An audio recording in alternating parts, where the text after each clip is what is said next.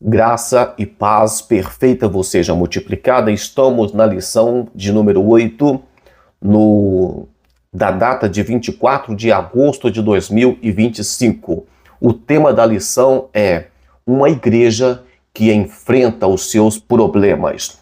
O texto áureo, que também faz parte da leitura bíblica em classe, é: escolhei, pois, irmãos, dentre vós, 7 varões de boa reputação, cheios do Espírito Santo e de sabedoria, aos quais constituamos sobre este importante negócio.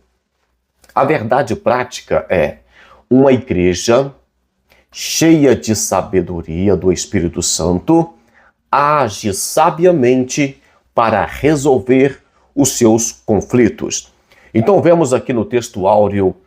O texto áureo é um versículo onde manda escolher pessoas e as qualidades que essas pessoas deveriam ter para resolver um problema da igreja. E vemos a verdade prática dizendo que uma igreja que tem sabedoria do Espírito Santo resolve os seus problemas. Eles não ficam apenas, vamos orar para ver o que Deus vai fazer. Não, eles resolvem os problemas antes que eles ficam maiores. Leitura bíblica em classe, você já deve ter lido aí durante a semana na sua revista da escola dominical, segunda-feira, terça-feira, quarta, todo dia você lê uma parte para essa ideia, essa doutrina ir entrando na sua mente, porque todos esses versículos aqui falam A lição dele é voltada para a nossa aula de hoje, beleza? Aqui, por exemplo, Gálatas 5:13, servindo uns aos outros para prevenir conflitos. Vemos aqui Provérbios 13:10 de sábado, né? Sábado. O valor de sábios conselhos na resolução de conflitos. Então, é um mergulho na palavra de Deus para entender mais sobre o assunto. Não ficar preso só naquilo que a lição está trazendo. A leitura bíblica em classe está aqui, Atos capítulo 6, do versículo 1 ao 7, vai dizer que pelo fato, aqui no versículo 1, de ter crescido o número dos discípulos, houve uma murmuração dos gregos contra os hebreus, porque as suas viúvas eram desprezadas no ministério cotidiano. Deixa eu resumir isso aqui porque não está muito claro. O que se explica sobre isso é que parte dos cristãos, que até mesmo judeus mais helenizados, é como se uma pessoa hoje, pai, mãe, vai morar nos Estados Unidos, o filho nasce lá, ou nasce muito novinho aqui, cresce lá, ele fala só inglês e não fala português, é tipo isso. Então, quando fala de gregos murmurando contra hebreus, entende-se que era a igreja de Jesus Cristo, entende-se que eram também todos eles judeus, mas tem um porém, que aqueles que não falavam o idioma da época, outra coisa que tem que ficar claro aqui, a língua oficial de Israel sempre foi o hebraico. A língua universal na época de Jesus Cristo e dos apóstolos era a língua grega. E o idioma falado pelos judeus não era nem hebraico e nem grego, era aramaico. Então, no tempo de Jesus Cristo, falava-se aramaico, era a língua do dia. Do dia a dia o que eles conversavam. Tinha a língua grega como a língua universal, por isso o Novo Testamento todo foi escrito em grego, porque é um idioma que todo mundo conhecia, de fácil acesso para a maioria das pessoas. E a língua hebraica, ela era mais utilizada no templo, nas leis, na Torá, era a língua mais religiosa, mas era a língua oficial. Então, os judeus que não falavam o idioma dos demais judeus, gregos, eles estavam tendo conflito ali, na questão de assistência social, porque tinha a comunidade, já falamos sobre isso nas aulas anteriores, por isso é importante não perder a aula, porque uma lição completa a outra. Nós falamos sobre as lições anteriores, onde a igreja era uma comunidade e eles ajudavam os outros dentro daquilo que era necessário. Essa aula já ficou para trás, nós aprendemos muito sobre isso, foi muito interessante. Mas nesse serviço de assistência, vemos que os gregos estavam reclamando dos hebreus. O que os apóstolos, aqui os 12, quando fala aqui os 12, convocaram a multidão e disseram assim: não é razoável que nós deixemos a palavra de Deus e sirvamos a mesa. Então ele vai sugerir: escolhe, pois, irmãos dentre vós. 7. Vemos então que os apóstolos tomaram a responsabilidade rápido, chamou a toda a população, a multidão de discípulos, como estamos vendo aqui, e disse para eles: escolhe dentre vocês 7 varões. A primeira coisa que eu quero destacar aqui, antes de entrar na lição, e não te preocupe, porque depois a gente pula essa parte na hora que ela aparecer. Quando manda escolher os varões, era um trabalho pesado, era um trabalho de esforço, mas mandou escolher dentre vocês. Não chamou pessoas de fora para resolver o problema. A igreja precisa de ter pessoas. Nós precisamos de valorizar as pessoas que estão ao nosso redor.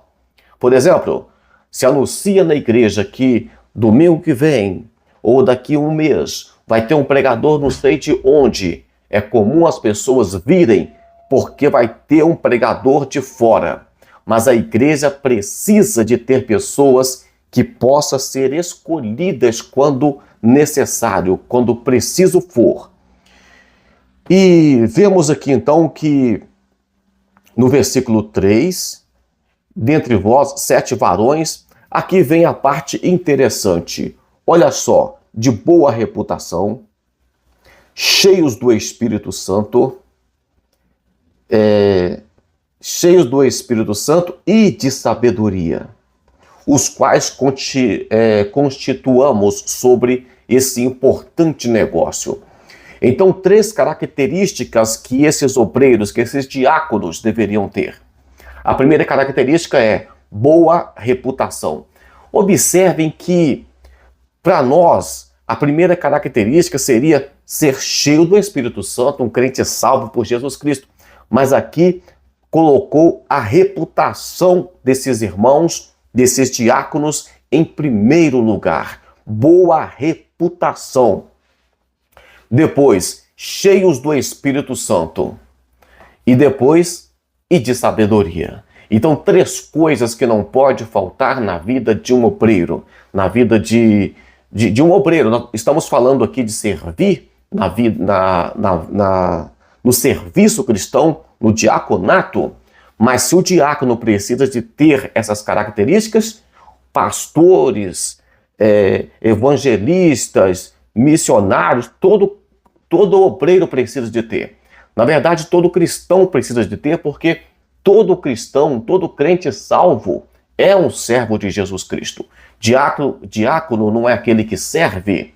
Então, todo cristão é um diácono. Ele pode até não ter sido escolhido para servir à mesa ou para uma função específica no ministério, mas todo cristão precisa ser diácono. Aí vem a boa reputação, aí vem ser cheio do Espírito Santo e ser cheio de sabedoria. E interessante que os 12 apóstolos disseram: e constituamos sobre este importante negócio. Eles deixaram bem claro: nós vamos cuidar da palavra, nós vamos cuidar da oração, porém, o serviço, de servir à mesa é um importante importante negócio. Era tão importante que, se vocês pararem para pensar, a pregação da palavra, os milagres e a oração não estava impedindo de ter conflito dentro da comunidade cristã na época, da religião, da igreja deles da época. Oravam muito, tinha muita pregação, muito ensino, mas estava tendo problemas de todo jeito. Então vemos aqui a importância do serviço do diácono, daquele que serve. E vai dizer que nós perseveraremos na oração e no ministério da palavra. O versículo 5 vai dizer que a comunidade ficou alegre, ficou contente com a solução que os apóstolos deram.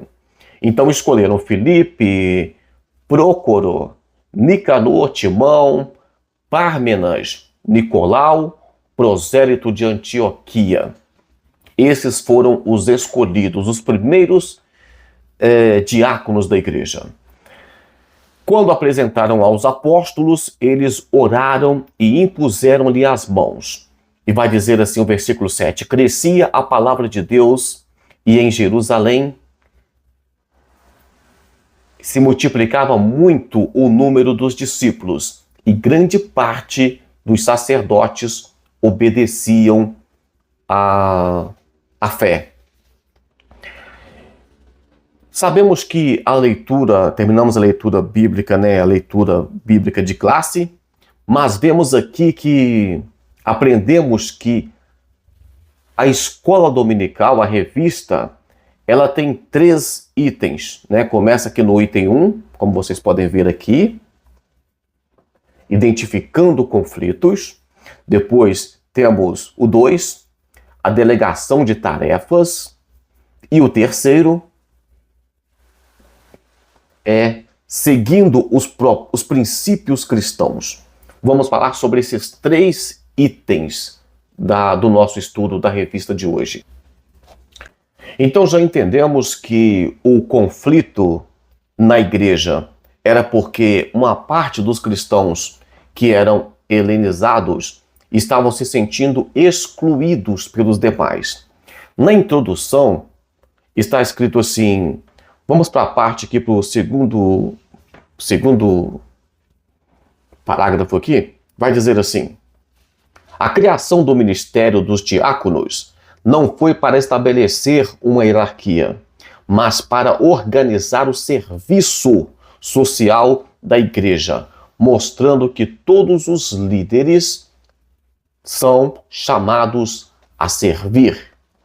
Então vemos aqui que o reino de Deus é importante todos serem chamados, entenderem que são para servir. Não é o fato de alguém ser, vamos falar aqui hoje no nosso ministério, pastor, seria o cargo mais alto, vamos dizer assim, mas ele também é um servo. Ele também está ali para servir. O trabalho de servo de todo cristão, de todo obreiro, é muito importante. Vai finalizar dizendo assim, o serviço é a essência do trabalho na igreja. Essa é uma ideia muito importante. O ponto 1, o item 1 aqui, identificando os conflitos, você pode acompanhar aí na sua lição, conflito de natureza cultural. Então, como eu já expliquei, é um conflito cultural. Era judeus que não falavam o idioma dos judeus que moravam em Jerusalém, em Israel, e eles estavam tendo um tipo de problema. Era um conflito, então, de natureza cultural. O que nós aprendemos aqui, para resumir o item 1.1, conflito de natureza cultural, havia uma barreira, onde eu selecionei de amarelo aqui, havia, portanto, uma barreira de natureza cultural por conta da língua. Essa barreira cultural trouxe um conflito de relacionamento entre os crentes da primeira igreja. Isso fez os apóstolos, logo após tomarem conhecimento do problema, buscarem solução. Eles não podiam deixar a igreja de Jerusalém se desintegrar por conta de barreiras de natureza cultural. E aquilo que eu já avisei para vocês também, quando o problema chegou para os apóstolos, eles de imediato resolveram o problema. Não deixou esse problema aumentar. Nós precisamos de solucionar problema. Não era o demônio que estava na igreja, não era coisas externas, não era coisa espiritual, eu quero dizer, mas era um problema cultural e esse problema estava dentro da igreja. Nós, como obreiros, precisamos de resolver o problema o mais rápido que ele chega. É como a Bíblia fala que da raiz de amargura que brotando, muitos por ela se contaminam. Nós temos que isolar, cortar o mal pela raiz. Aqui nesse parágrafo 3, aqui no último parágrafo, vai dizer assim: eles não podiam deixar que a igreja de Jerusalém desintegrar por causa de barreira de natureza cultural. Então a nossa missão não é de resolver apenas problemas espirituais, não é de expulsar apenas o demônio de dentro da igreja, mas também de agir com outros problemas que vêm e pode trazer problema, como trouxe na primeira igreja, na igreja primitiva. Vamos aqui para o ponto 2, conflito de natureza social. As viúvas eram desprezadas no ministério cotidiano. Eu já expliquei sobre isso aqui também, o problema das viúvas que elas estavam meio que deixando de lado. É como se juntasse um grupinho de pessoas que falasse de uma forma e puxasse ali as melhores coisas para o lado deles, entende? Suponhamos que tem um grupo na igreja que se entende melhor. O fato daquele grupo se entenderem melhor não significa que alguns benefícios têm que ir para esse grupo. Não. Os outros não falavam o idioma falado pelos cristãos, chamados aqui de o hebraico, né? Chamado de hebreus, na verdade. Não falava a língua aramaico deles. Porém, a igreja não poderia ser vista com essa distinção, com esse tipo de problema. E quem sabe lá vai saber até preconceitos, né? Como tinha com os samaritanos. No ponto 3 aqui, qual é a prioridade? Então vemos aqui que é muito comum que a ideia de que o cristão deve cuidar apenas da esfera espiritual.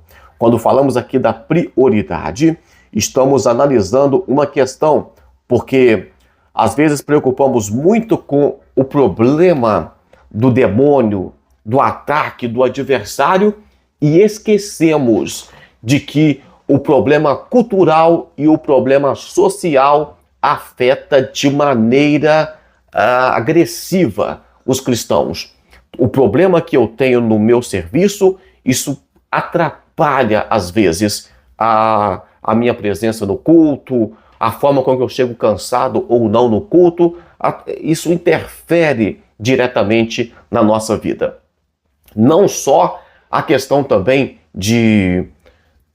a questão aqui financeira, mas também a questão de cultura, a questão de que aquilo que a mídia fica colocando o tempo todo na cabeça das pessoas, a manipulação, direita, esquerda, centrão, esse tipo de coisa, nós precisamos, a igreja precisa de estar atenta e resolver esse tipo de conflito. Nós não podemos ser manipulados por esse mundo.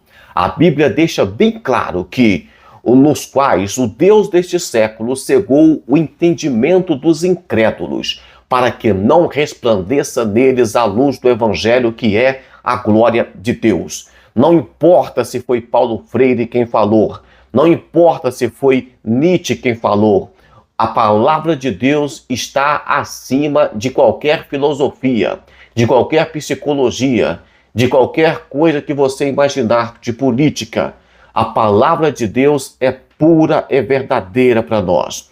Então, nós precisamos de estar atento. Não é só problema espiritual que nós resolvemos. Resolvemos também o problema social, o problema ideológico que ataca diretamente a nossa fé, a nossa crença e a palavra de Deus. Nós vivemos em um tempo tão preocupante que os pastores têm medo. E em alguns lugares é até proibido de falar o que a Bíblia diz. Porque vai deixar pessoas com biquinho, porque vai expulsar pessoas de igreja, porque... Então nós precisamos... A Bíblia diz, mas o pregador não pode falar? Não tem um trem errado aí, não?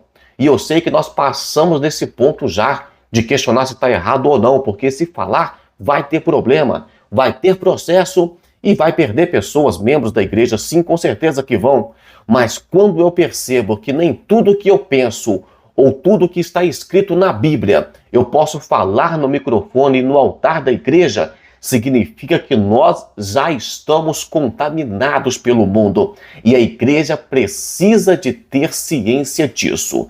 A mudança de cultura, a mudança de comportamento, a mudança de educação secular não muda a palavra de Deus. Vamos adiantar aqui? Sinopse 1 é tipo a sinopse, é um apanhado do tópico 1 que nós lemos. Diz assim: a igreja primitiva enfrentou desafios internos que exigiam sabedoria para manter a unidade. Então, vemos aqui problemas que eram precisos de ser resolvidos com sabedoria. Nós precisamos, então, de buscar sabedoria, porque problemas virão e nós temos que resolvê-los. Ponto 2, item 2. A delegação de tarefas. O ministério da oração e da palavra. Vamos para a parte que eu marquei de amarelo aqui. Cuidar dos mais necessitados era uma missão urgente da igreja, mas o ministério da oração e pregação da palavra de Deus também era. Veja Atos capítulo 6, versículo 4. Eu vou resumir isso aqui para nós, para a gente ganhar tempo.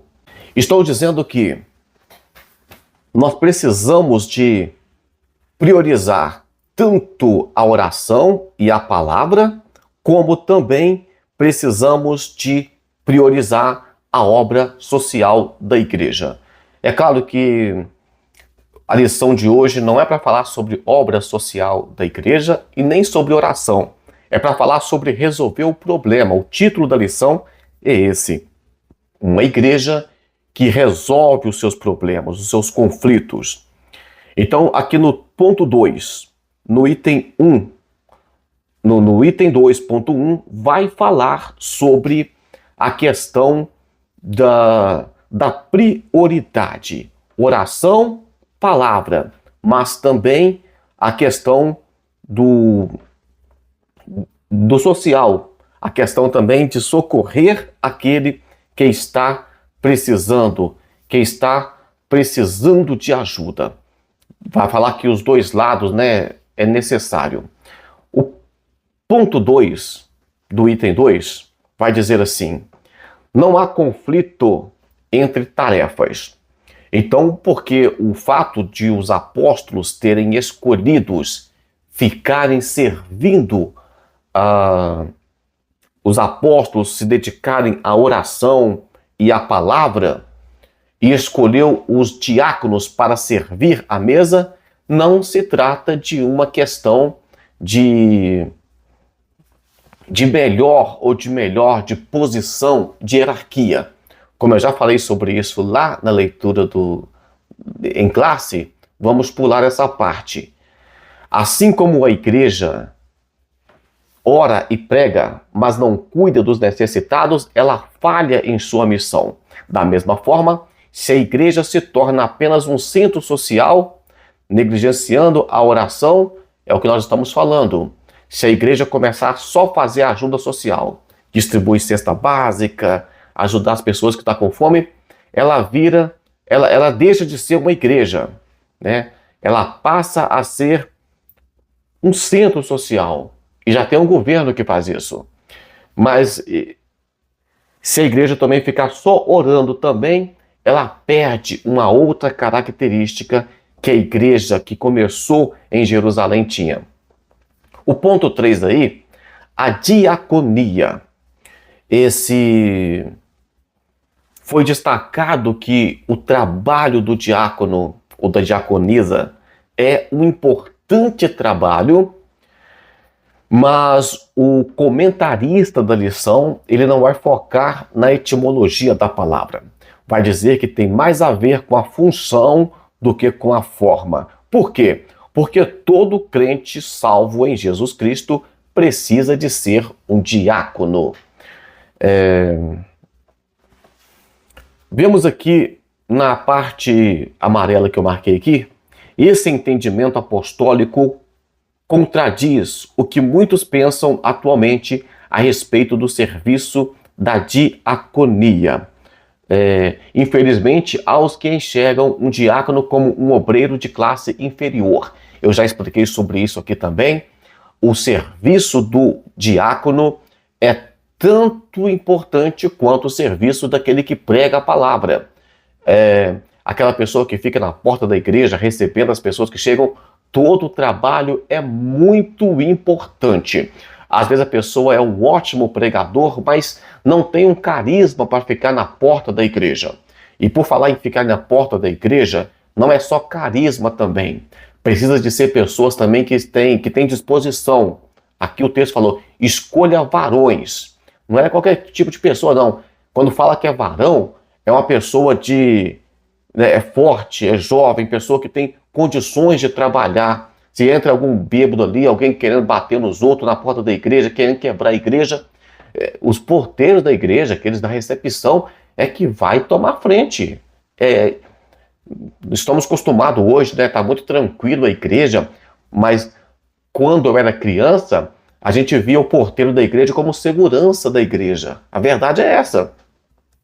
Vamos partir então para outra parte aqui. Então, só resumindo, muitas das vezes a pessoa tem condições, né? É aquela pessoa que sabe pregar e tudo, mas às vezes não tem carisma para receber alguém na porta da igreja, ou alguém que tem muito carisma e disposição para receber as pessoas na porta da igreja, mas às vezes não tem um desenvolvimento para falar em público, falar no microfone, esse tipo de coisa.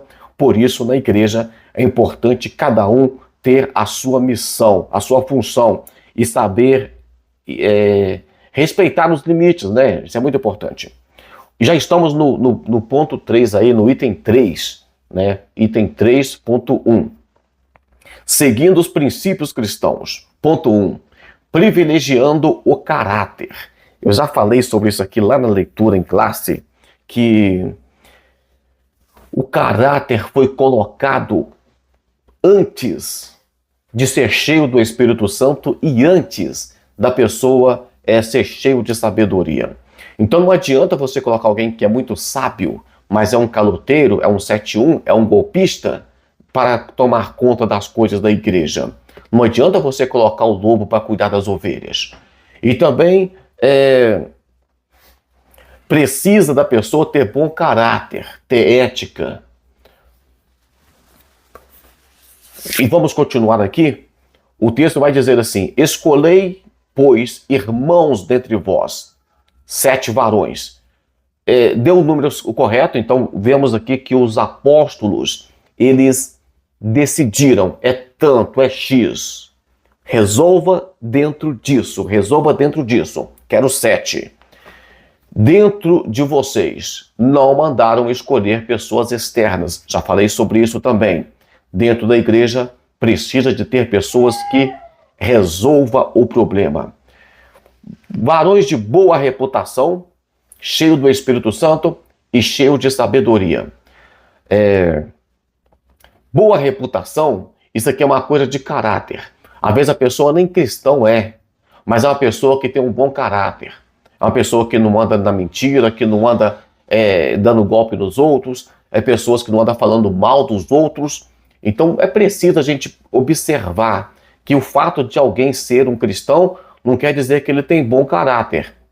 É preciso boa reputação. Tem muitas pessoas aí que estão queimando o filme do evangelho, queimando o nome da igreja, causando escândalo na igreja. Boa reputação, cheio do Espírito Santo. Isso aqui já é uma pessoa que tem uma intimidade com o Espírito Santo. Igreja, por exemplo, como a Assembleia de Deus, que fez essa lição, precisa de ser batizado com o Espírito Santo para que possa exercer algum ministério dentro da igreja e cheios de sabedoria. Sabedoria pode ser como um dom de Deus, tem a diferença entre dom de sabedoria e da ciência, mas pode ser também que você adquire com o estudo, com o ensino da palavra, você fica cheio de sabedoria, você sabe a palavra, você sabe também sobre o mundo, você conhece as pessoas, sabe, tem experiência de vida, esse tipo de coisa. Então, 3 coisas que não pode faltar na vida. Não adianta ter bom caráter e ser cheio do Espírito Santo, mas não ter sabedoria nenhuma. Não adianta ser cheio do Espírito Santo e cheio de sabedoria. É quase que uma redundância falar, quase que, né, que uma contradição falar que a pessoa vai ser cheia do Espírito Santo, mas vai ser, de certa forma, de má reputação. Porque tem pessoas que não vigiam, irmãos. Eu conheço pessoas assim. A pessoa ora demais e tem muita visão e Deus usa a pessoa e tudo. É cheio do Espírito Santo, mas não vigia. Vira e mexe e dá um vacilo. Não tem boa reputação. E não adianta ser cheio de sabedoria também e faltar o Espírito Santo e faltar boa reputação. Né? Vamos adiantar isso aqui porque para a gente continuar a concluir essa lição. Vemos aqui então, servir às mesas, isto é, os diáconos eram exigidos boa reputação. Então o que dizer dos pastores que cuidam de todo o rebanho? É o que eu já falei anteriormente. Se para os diáconos exige boa reputação, para pastores, para evangelista, para diácono, para presbítero, para todo mundo que é ministros da obra de Deus, né, louvorista, precisa de ter boa reputação. Vai falar aqui, ó, defender a boa ortodoxia, isto é, doutrina correta. Era importante, mas incompleto. Isso aqui, esse restante aqui, ele vai falar o que eu já resumi para vocês. Tem pessoas que têm boa reputação, mas não têm o Espírito Santo, e não tem, né, não é cheio do Espírito Santo e nem de sabedoria. Tem pessoas que é cheio de sabedoria, mas não tem Espírito Santo, nem boa reputação, e vice-versa, precisa de ser completo. Nós temos que parar com esse negócio de ficar achando que a obra de Deus pega pessoas doentes, pessoas aleijadas, pessoa manca. A obra de Deus precisa de pessoas que tenham, que seja pleno, pessoas que sabem o que está fazendo. Nós temos que parar com esse negócio de achar que uma pessoa, porque a pessoa tem um curso superior, ele pode pregar. Não, para pregar tem que conhecer Bíblia, tem que conhecer a palavra de Deus, tem que ter uma vida com Deus. É isso. Não é o fato de, vamos falar de filosofia que eu estudei. Eu sou filósofo, posso falar da palavra de Deus. Não pode. Para falar da palavra de Deus tem que ter Deus, tem que conhecer Deus, tem que ser cheio de Deus. Sinopse 3, concluindo aqui, né, vai dizer o seguinte: escolha dos diáconos seguiu critérios espirituais, destacando caráter, fé, compromisso cristão e fervor espiritual. Precisamos de estar atento a essas características. Para concluir a lição, graças a Deus estamos terminando, aprendemos nesta lição a importância do serviço cristão. A igreja espiritual é também social. Devemos nos dedicar tanto ao ministério da oração e pregação, como também à assistência aos mais necessitados. A igreja que cuida da alma também deve cuidar do corpo. Deus não é glorificado na desgraça, é o que está escrito aqui, de ninguém. Se há um necessitado em nosso meio, e o comentarista faz questão, devemos considerar os princípios bíblicos ensinados nessa passagem das Escrituras para alcançá-los. Assim, a igreja cresce como igreja de Deus e o Senhor é glorificado. Só para entender aqui, é muito comum ver pessoas que não trabalham, que não gostam de trabalhar, que não arregaçam as mangas, falando mal de pessoas que têm dinheiro, falando mal de pessoas que trabalham. É muito comum ver pessoas que não lêem Bíblia, reclamando de pessoas que pregam com conhecimento bíblico, que investiu dinheiro, que investiu tempo, que honra o ministério que Deus colocou nas mãos dele. Aqui, quando você vê o comentarista falando sobre obra social da igreja, estamos com a revista da CPAD, e um grande pastor renomado, mestre, cheio de conhecimento, ele poderia muito bem puxar a sardinha para o lado da igreja e dizer que o importante da igreja é espiritual e que social é o governo que cuida, mas não. É uma igreja grande, é uma igreja que tem muitas despesas e nós sabemos que o que acontece nesses ministérios, mas eles estão defendendo que a igreja precisa de ter obra social. Só para entender aqui, como esse vídeo vai ficar restrito ao nosso ministério, é importante entender que o nosso ministério paga aluguel, nós temos sérios problemas financeiros. Mesmo assim, você vê aí o pastor correndo atrás, trazendo pão, trazendo verdura para distribuir, tentando ajudar a cesta básica que juntam no culto de primícia, tentando ajudar aqueles que precisam de uma forma ou de outra, tá? Nós não temos uma obra social mais estruturada porque, infelizmente, nós ainda temos pouco recurso. Mas vemos a igreja pentecostal, Casa de Oração Pentecoste, no caso, fazendo o pouco que pode para tentar ajudar aqueles que precisam. Eu vou deixar aqui um print desse questionário no nosso grupo aqui de estudo. E no mais, ficamos assim. Se você achou alguma coisa importante, ou tem uma observação, ou tem alguma dúvida, coloque aí, comente aí aqui no grupo mesmo, para a gente poder discutir mais sobre isso. Deus abençoe vocês.